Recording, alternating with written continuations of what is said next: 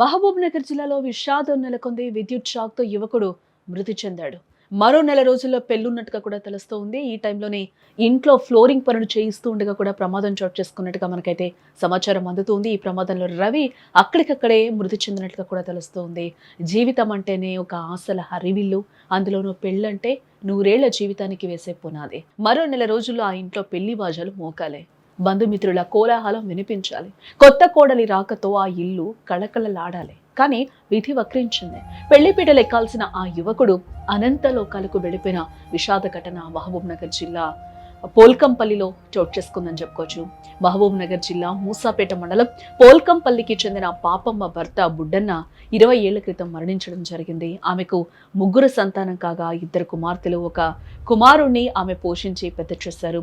కుమార్తెలకు వివాహాలు జరగగా కుమారుడు రవికుమార్కు ఇటీవల పెళ్లి కుదిరినట్లు కూడా మనకు తెలుస్తోంది. మార్చిలో వివాహం ఉండడంతో ఇంట్లో ఫ్లోరింగ్ పనులు చేస్తూ ఉండగా రవికుమార్ విద్యుత్ షాక్ గురైనట్లుగా కూడా సమాచారం. వెంటనే జిల్లా ఆసుపత్రికి తరలించగా అప్పటికే మృతి చెందినట్లుగా వైద్యులు కూడా నిర్ధారించడం జరిగింది.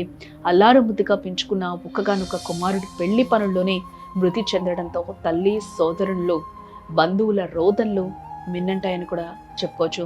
మరోపక్క కొడుకు చనిపోయిన బాధలో ఆమె ఆహారం తీసుకోకపోవడంతో మాటలు రాకుండా ఆమె గొంతు కూడా మూగపోయిన సిచ్యువేషన్ నెలకొంది.